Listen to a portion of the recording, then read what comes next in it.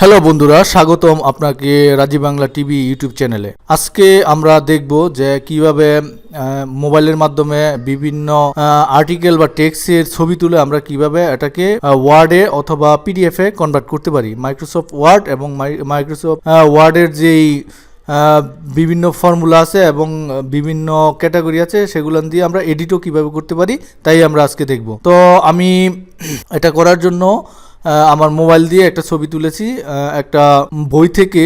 এটা হলো একটা প্যারাগ্রাফ। আপনারা দেখুন যে এই প্যারাগ্রাফটি ভিলেজ ফেয়ার, এই প্যারাগ্রাফটি আমি মোবাইল থেকে ছবি তুলেছি।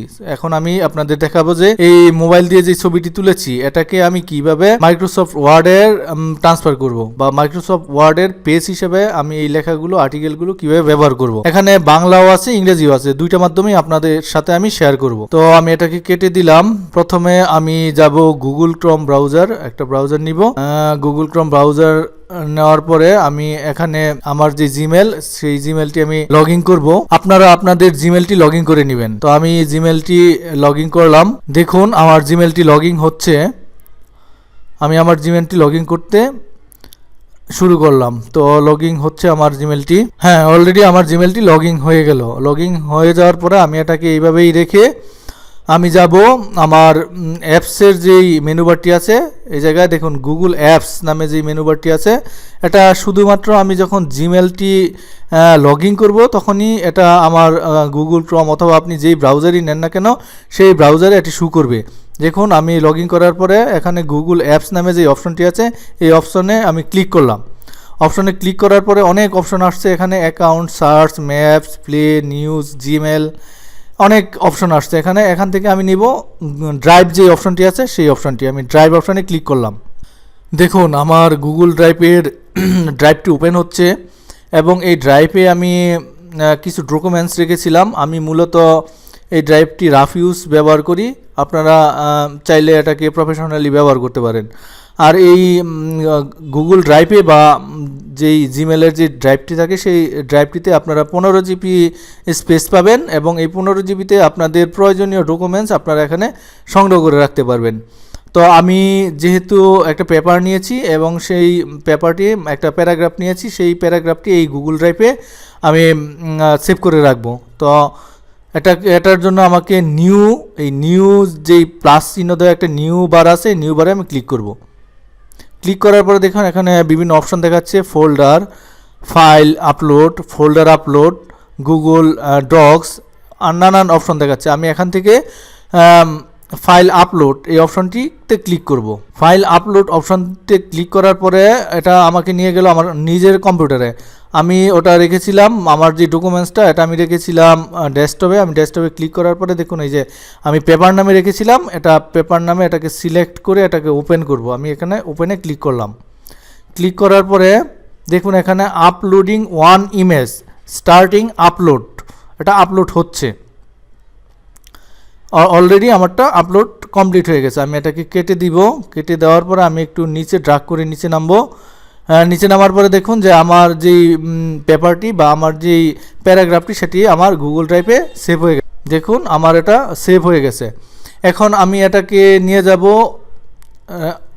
এটা যদি আমি এটাকে ওপেন করি, ওপেন করার পরে দেখুন এটা আপনারা মাউসের রাইট বাটনে ক্লিক করলে ওপেন উইথ লেখা পাবেন, অথবা আপনারা ডাবল ক্লিক করলে ওপেন উইথ লেখা পাবেন। এখানে ওপেন উইথে যাওয়ার পরে দেখুন বিভিন্ন অপশন আছে। এখানে আপনি অনেক অপশন পাবেন। এই অপশন থেকে আপনার গুগল ডক্স যে অপশনটি আছে সেই অপশনটিতে আপনার ক্লিক করতে হবে। তো আমি এটাকে মাউসের রাইট বাটনে ক্লিক করলাম। ক্লিক করার পরে এখান থেকে আমি গুগল ডক্স যে ওপেন উইথে যাওয়ার পরে দেখুন গুগল ডক্স নামে যে অপশনটি আছে প্রথমেই সেই অপশনটিতে আমি ক্লিক করব। আমি এটাকে ক্লিক করলাম। ক্লিক করার পরে এই গুগল ডক্সের যেই মেনু বার সেটি ওপেন হচ্ছে। এটা কমপ্লিট হওয়ার জন্য কিছু সময় নেবে, এই সময়টুকু আমাদের অপেক্ষা করতে হবে। দেখুন অলরেডি আমার কাজ কমপ্লিট হয়ে গেছে। এখানে আমি যে প্যারাগ্রাফটি রেখেছিলাম সেই প্যারাগ্রাফটি দেখুন এখানে চলে আসছে, ভিলেজ ফেয়ার, ইংলিশ টাইপ এবং এটা হচ্ছে বাংলা মেনু। এবং তার নিচের দিকে যদি আমি দেখি যে ইন দ্য লিসন স্পিড, মানে যেই জিনিসটা আমি এখানে দেখেছিলাম সেই জিনিসটি এখানে মাইক্রোসফট আকারে আসছে। দেখুন এখানে একটু এ ভিলেজ ফেয়ার এরকম আসছে। তো এখানে দেখুন যে এ ভিলেজ ফেয়ার উপরে আছে, আবার তার নিচে আছে a village fair is an occasion of the village people. তার মানে আমার এটা 100% যদি আমি এটাকে নিতে চাই তাহলে আমার এটাকে আরেকটু কারেকশন করতে হবে, এবং কারেকশন করার জন্য আমি গুগল ডক্সের যে মেনু বারটি আছে এখান থেকেও কারেকশন করতে পারবো। তো আমাদের সবচেয়ে বেটার হয় যে এখান থেকে যদি আমি এই সবগুলো এখান থেকে আমি ধরে কপি করে যদি আমি মাইক্রোসফট ওয়ার্ডে নিয়ে যাই, দেখুন আমি এখান থেকে কপি করলাম, কপি করার পরে আমি মাইক্রোসফট ওয়ার্ডে নিয়ে যাব। মাইক্রোসফট ওয়ার্ডে নেওয়ার পরে তখন আমি এটাকে কারেকশন করব।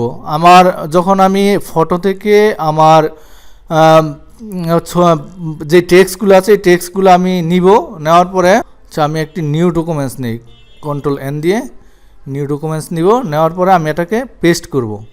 দেখুন এখানে পেস্টের যে অপশনটি আছে, আচ্ছা আমার এটা কপি হয়নি, আমি এটাকে আবার গুগলে গিয়ে এটাকে কপি করব। কপি করার পরে আমি ওয়ার্ডে নিয়ে এটাকে পেস্ট করব, Ctrl+V। দেখুন অলরেডি আমার কাজ কমপ্লিট হয়ে গেছে। তো এখানে কিছু কারেকশন অবশ্যই করতে হবে, যে কারেকশনগুলো আপনারা টোটালি ফটো থেকে যখন আপনি টেক্সট কনভার্ট করবেন তখন আপনি 80% কমপ্লিট পাবেন, এবং 20% আপনাকে হাতে আবার কারেকশন করে নিতে হবে। এবং এখান থেকে আপনি সব কিছু বড় ছোট এবং আপনার লেখার সাইজ ছোট বড় করে নিতে পারবেন। মাইক্রোসফট দিয়ে আপনি এটাকে আপনার নিজের মতো সাজিয়ে নিতে পারবেন। তো এইভাবে আমরা ফটো থেকে গুগল ডক্সের মাধ্যমে আমরা আমাদের লেখা আমরা এইভাবে কনভার্ট করতে পারি। আমি ইংরেজিটা দেখালাম, এখন যদি আমি বাংলাটা দেখি যে বাংলাটা কীরকম আসলে। দেখুন আমি গুগল ক্রমে আবার যাওয়ার পরে আমি নিচের দিকে যদি ড্র্যাগ করি, দেখুন এখানে কি লেখা আছে, গ্রাম্য মেলা উপরে ছিল, তার জন্য একটা গ্রাম্য মেলা আবার আসছে। তাহলে গ্রাম্য মেলা হলো গ্রামের মানুষের অনুষ্ঠান যেখানে বিভিন্ন প্রকার জিনিস কেনাবেচা হয়। এখন যদি আমি মূল ফাইলে যাই তখন দেখুন গ্রাম্য মেলা হলো গ্রামের মানুষের অনুষ্ঠান যেখানে বিভিন্ন প্রকার জিনিস কেনাবেচা হয়। তার মানে আমি এখান থেকে টোটালি 100% কভার করতে পারবো না, আমার 90% অথবা 80% এখান থেকে কভার হবে, এবং আপনার সময় টোটালি বাঁচবে। অনেক সময় এভাবে আপনার মানে টাইম অনেক লস হবে না, আপনি নিমিষে এই কাজগুলো অনায়াসে করতে পারবেন। তো আপনারা বাসায় ট্রাই করবেন, এবং যদি সমস্যা ফিল করেন তাহলে অবশ্যই আমার কমেন্ট বক্সে কমেন্ট করবেন, এবং যারা আমার চ্যানেলটি সাবস্ক্রাইব করেন নাই তারা অবশ্যই আমার চ্যানেলটি সাবস্ক্রাইব করবেন, এবং পাশে থাকা বেল আইকনটি অবশ্যই টিক মার্ক দিয়ে দিবেন, যাতে করে আমি নতুন যখন ভিডিও দেই সেই ভিডিওগুলো আপনারা তার নোটিফিকেশন পেয়ে যান। তো ভালো থাকবেন সবাই, ধন্যবাদ সবাইকে। আগামী ভিডিও দেখার জন্য আমন্ত্রণ রইল। ধন্যবাদ সবাইকে।